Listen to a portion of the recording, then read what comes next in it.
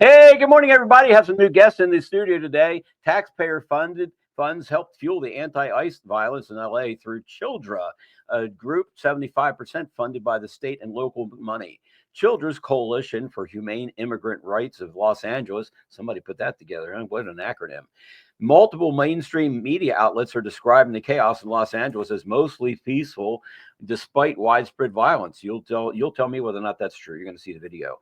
Representative Maxine Waters just called for the United States to grant citizenship to the illegal immigrants involved in the Los Angeles riots. We're going to see who's buttering her bread, huh? A plane with at least 16 people on board has crashed near Tullahoma, Tennessee. President Trump stumbles while walking up the steps to Air Force One on board Air Force One. However, Secretary of State Marco Rubio was seen tripping as he walked up the steps. Not the same steps, though. The Los Angeles Police Department has issued a tactical alert in response to the escalating riots. California Governor Gavin Newsom has officially requested that President Trump withdraw the National Guard from Los Angeles and hand back control to the state. Los Angeles Mayor Karen Bass claims she sees no evidence of widespread civil unrest in the city. You'll be the judge of that today. A DHS Black Hawk helicopter was seen flying over the protests in Los Angeles, California. Antifa has announced plans to carry out an attack on ICE facility in San Francisco today. A left-wing group is organizing a massive demonstration in Tampa, Florida, aimed at disrupting ICE riots. Left-wing rioters wave a severed Donald Trump head through the crowd. That's not very nice. During the chaos of Los Angeles, Antifa members and military gear have arrived in Los Angeles as rioters begin launching large fireworks at innocent civilians in their cars. Is this the way you guys want to live out there?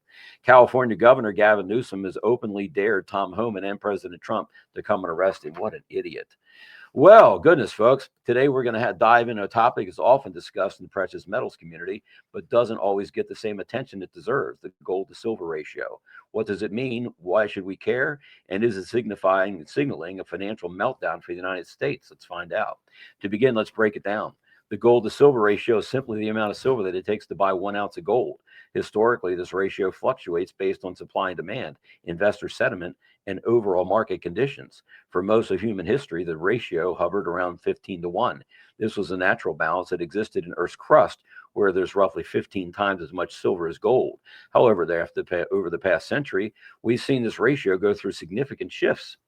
In modern era, the paper ratio has often soared into the 70 to 80 to 1 range and even 100 to 1 range, and sometimes even higher. I got out at 120 to 1, netted 107 in type 1 and sealed American silver monster boxes. I want you to try to do the same thing, but I think that ship sailed. You'll have to get out when you can. Now let's ask ourselves, what does this signal? Why does it matter to us, especially in the context of the United States financial health? What is the real relationship? Well, gold and silver both are precious metals. They both behave differently in the market. Gold, being rather rare and often viewed as a safe haven asset, is typically favored during times of economic uncertainty or inflation. On the other hand, silver has both monetary and industrial uses, which means its price can be more volatile, especially in response to changes in industrial demand. Now, historically, when the gold to silver ratio is low, it suggests that silver is undervalued relative to gold. This could be a sign that inflation or financial instability is creeping up on us, which it is, and investors are flocking to the relative safety of gold, and they are, as well as the central banks around the world. Alternatively, a high ratio like the one we see today can indicate that silver is undervalued relative to gold, meaning the silver might be due for a price correction if and when the market corrects. What is silver's relationship to the gold and silver ratio? Financial instability? Why is the gold to silver ratio so important right now? Well, looking at the current trend, we're seeing the ratio push towards historical extremes. In fact, over the past year, the ratio has climbed higher, with silver failing to catch up to gold's growth, a typical indicator investors are nervous. When this ratio spikes, it could suggest that one of two things are happening. Either gold is overvalued or silver is undervalued. I say the second. But beyond that, a high gold to silver ratio could be signaling more than just temporary market imbalance. It could point to financial instability. Yes, possibly a meltdown. We're expecting it. That's looming on the horizon. The silver market has long been a bellwether for monetary instability, particularly when looking at the US dollar. If the ratio continues to widen, it could reflect concerns over the US dollar's purchasing power. No kidding, huh? Remember, when investors lose faith in the dollar, they often turn to hard assets like gold and silver. They go back to what the Bible says, right? The recent rise in the ratio has been playing out against the backdrop of growing national debt, unstable fiscal policies, and rising inflation, all of which can erode and do erode the dollar's value. If the debt continues to pile up and inflation remains unchecked, we could see more people turning to precious metals as a hedge against the dollar's depreciation. Historically, such moves have preceded financial instability or even a full blown financial meltdown. This time's different.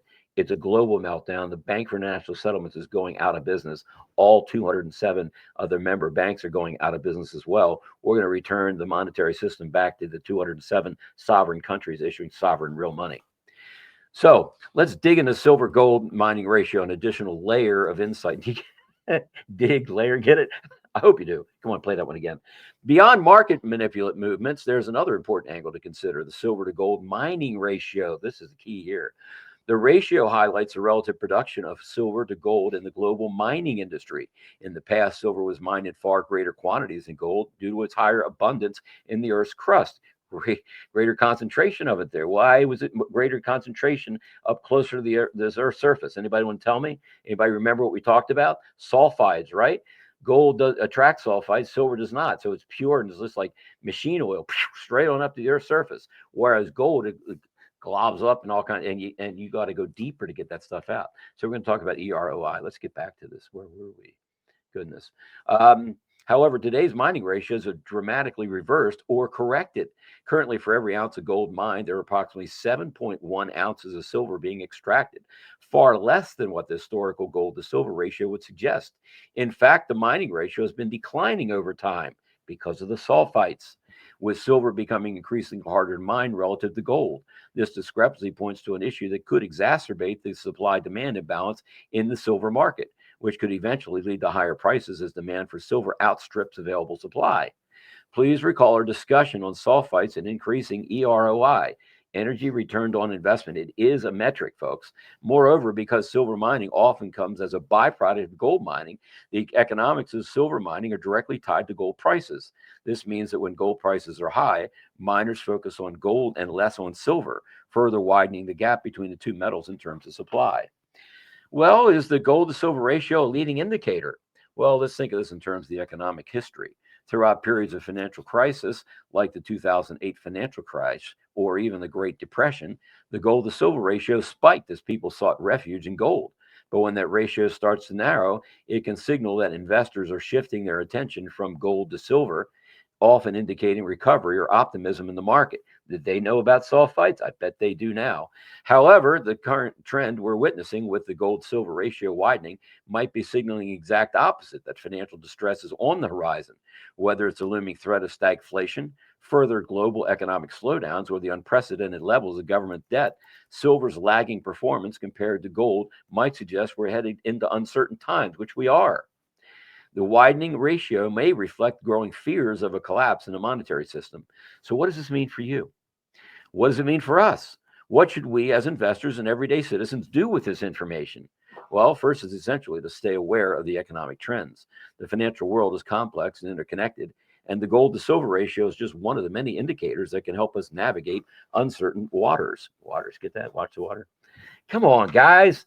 Second, consider diversifying your investments into precious metals, whether it's gold, silver, or a combination of both. Gold to silver ratio can help you identify undervalued assets and potentially profitable buying opportunities. Come on. Silver, in particular, may be more accessible for those looking to accumulate wealth while navigating uncertain financial times. So, in conclusion, the gold to silver ratio serves as a more than just a metric of market behavior. It's a reflection of financial sentiment of the economic health and stability of our monetary system. As we watch this ratio continue to climb, it's a wake-up call that we may be on the brink of yet another major economic event. one that could have far-reaching consequences for the United States and the world. That's why we came out of retirement. This is a one-off. You're never going to see this again. Your children, your grandchildren, your great-grandchildren, your parents, your grandparents, your great-grandparents will never have the opportunity that you do right now. That's why we're out here at our own nickel telling you what's going on, because nobody else is doing it. They're saying, yeah, get gold and silver, bars, rounds, and beanie babies. No, you want to be holding a coin of the realm as inexpensively as possible, the most you possibly can. Think of this. 14 dimes equals 1 troy ounce of pure silver. But more importantly than that, $1.40 in pre-1965 U.S. currency equals 1 troy ounce of pure silver as well. We gotta take the road less traveled. If the coin dealers want to be selling you that stuff, the bars and rounds, you know what they're doing? They're selling you their inventory. You're providing the financing for their inventory. Ted, what do you mean? Because they're going to be the best buyer for your bars and rounds. Because the stuff you're holding is not going to be accepted as money, because it's not money. It's not fungible. Somebody's come out with, it was SD Bullion came out with something, a lunar series. You want stuff that people know about, not this is real pretty because it's unique. No, it's not like you're buying a Picasso or something. Come on, that's ridiculous. And that gets you into numismatics, and we're not into that. Let the dummies get into the numismatics.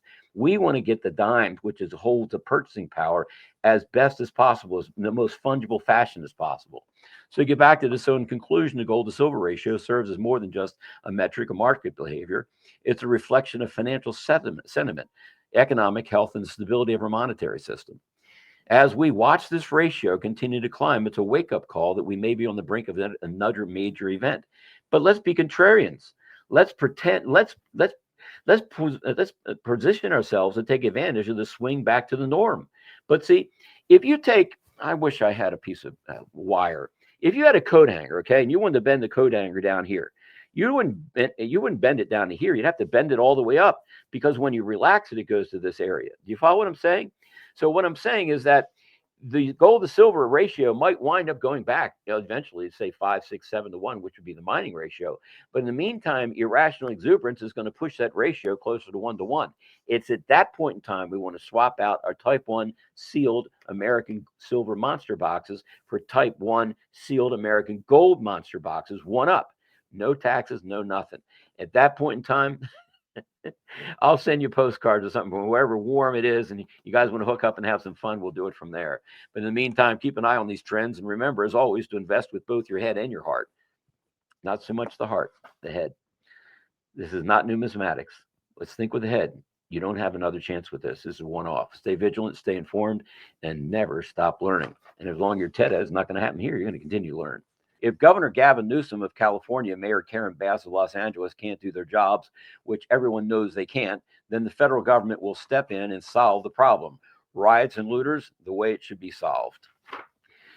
U.S. Northern Command is fully responsible for the defense of the United States homeland. It's had orders from Trump's to stop illegal alien invasion and stop insurrection by California and other militants across America. They will fight the civil war against the Democrat militants. Homeland Security Secretary Kristi Noem says we're not going to let a repeat of 2020 happen amid LA crackdown. Department of Homeland Security Secretary Kristi Noem said Sunday that the administration won't allow a repeat of 2020 to occur after President Donald Trump called for the National Guard to enforce order in the Los Angeles area amid protest over activity by immigration and customs enforcement officers. We're not going to let a repeat of 2020 happen, Noem said on Face the Nation with Margaret Brennan, referring to the unrest in Minneapolis following the killing of George Floyd. Look at all the foreign flags. Los Angeles is an occupied territory. Wouldn't you agree? Happening now. Loud explosions heard in Los Angeles as police try to disperse violent crowd on the freeway. Also, I heard that 1 out of 10 people living in LA is an illegal immigrant. That's a whole lot of people got to get out of there. My fellow Americans, over the course of the next several days, you'll undoubtedly realize that we are taking back our great country and land of the free from the evil tyrants that wish to do us harm and destroy the last remaining refuge of the shining light. This is the message that's posted after Trump had posted the storm is upon us. Well, in POTUS' order, that's President of the United States order, we have initiated certain fail-safes that shall safeguard the public from the primary fallout, which is slated to occur 11/3 upon the announcement of Mr. Podesta. That's not the date. That is in military code. Actionable 11/4 is a military code. It's not a date. Confirmation to the public of what is occurring will then be revealed and will not be openly accepted. Public riots are being organized in serious numbers in an effort to prevent the arrest and capture of more senior public officials. Organizations and or people that wish to do us harm during this time will be met with swift fury. The violent mob assaults on ICE and federal law enforcement are designed to prevent the removal of criminal illegal aliens from our soil, a dangerous invasion facilitated by criminal cartels, also known as foreign terrorist organizations, and a huge national security risk. Under President Trump, violence and destruction against federal agents and federal facilities will not be tolerated. It's common sense.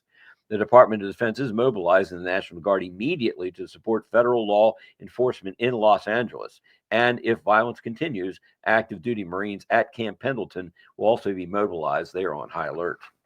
Heggs has said Marines may deploy from Camp Pendleton and San Diego if violence continues. Q Post 4414 says 1st Marine CPSD to central locations under the guise of citizen riot control. CPSD of Camp Pendleton SD, where the 1st Marine Division is stationed. Think back to the very first Q Post. Expect massive riots and organized in defiance and others fleeing the U.S. to occur. U.S. Medias will conduct the operation, military will conduct the operation while the National Guard is activated.